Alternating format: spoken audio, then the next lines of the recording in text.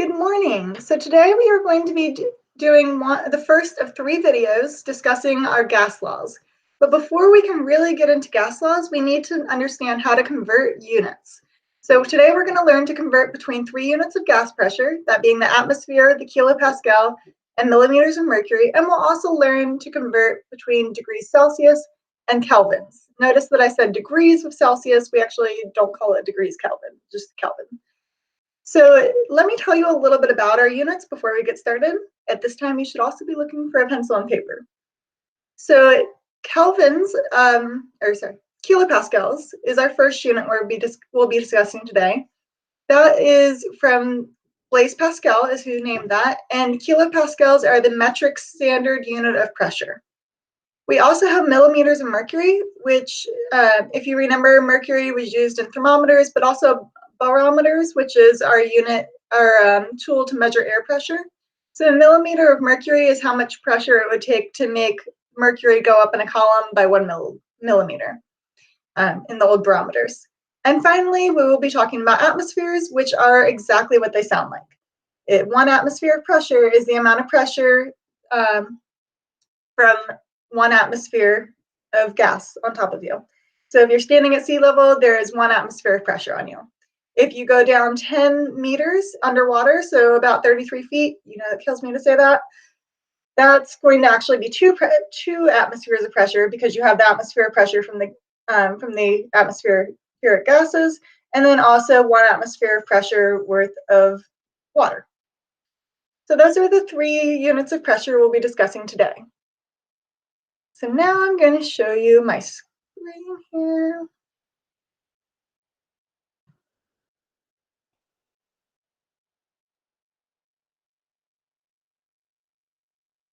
And we're going to go over here to our 4 examples to practice today. The first thing you need to write down is that 101.3 kilopascals is equal to 1 atmosphere is equal to 760 millimeters of mercury. So let me remind you that kilopascals, that's kPa, that's going to be kilopascals.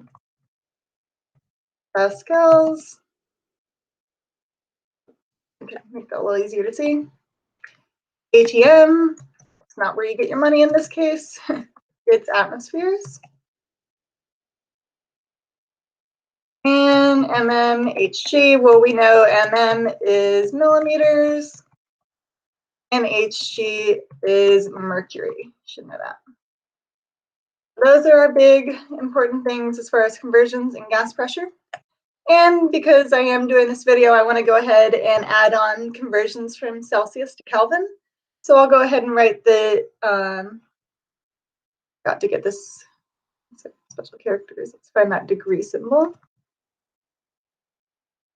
Oh, degrees Celsius, even easier, right? So degrees Celsius plus 273 equals Kelvin. So that's all we have to do for our Celsius to Kelvin. That's why I thought it would be easiest to just tack it onto this video while we're at it. So the first example that we're going to deal with today is to convert 300 millimeters of mercury to atmospheres. So when we're using a conversion box like this, if we had covered the stoichiometry in it, you would have been very familiar with these. Unfortunately, we didn't have time, and that is a very difficult unit to cover over the internet. So we are going to just move that back in case we do come back to school. I didn't want to kill you guys. So we are going to type what we know here, which is 300 millimeters of mercury. And it looks like we are going to atmospheres. So I'm going to go ahead and type in atmospheres here, leaving a little space. And I know that the unit I'm trying to get rid of is millimeters of mercury. That's a little m. That does matter. All right, so now I go up here and I see, well, when I'm dealing with atmospheres, there's 1 atmosphere for every 760 millimeters of mercury. So whenever you have atmospheres in your conversions, you're always going to have a 1 next to it in the second box. Whenever you're dealing with millimeters of mercury, you'll always have a 760. Those are our conversion rates. So now what we do is we multiply across. So 300 times 1, you should be able to do that in your head. So 300 And then we divide by the bottom. So 300 divided by 760. So I'll put that on my calculator. And I get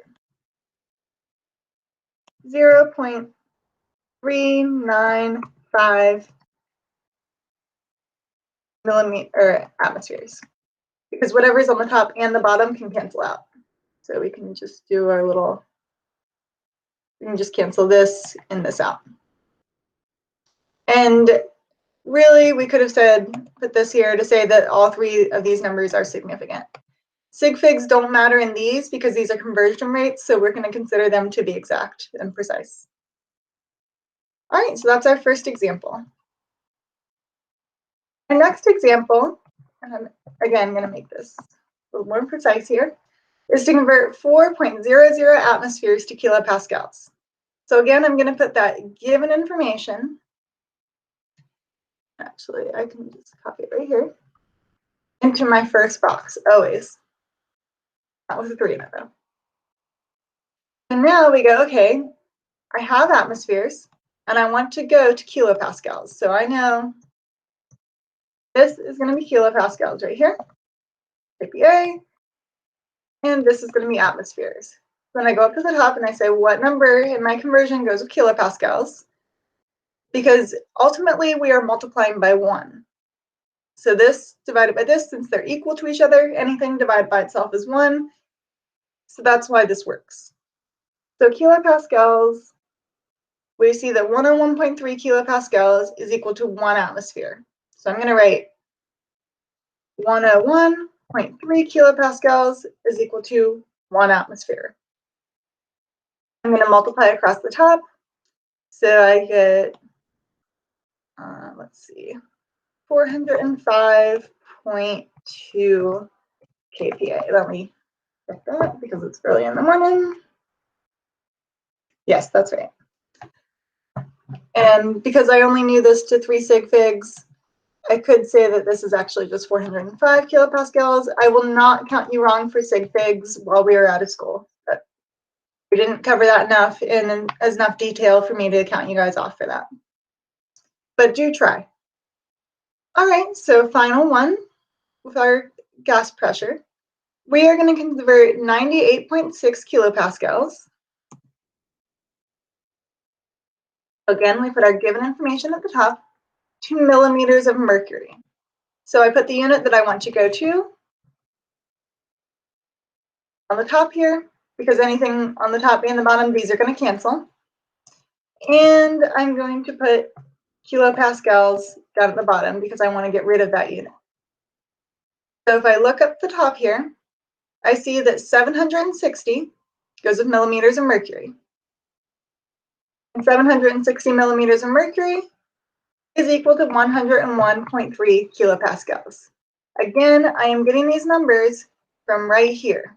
Make sure that these numbers are written down on your paper. Very important.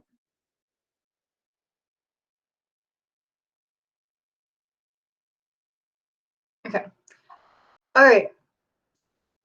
So now I'm going to multiply across the top. So 98.6 times 760, which gives me 74,936. And then I'm going to divide that by 101.3 kilopascals, which gives me about 739.7. I'm going to round up.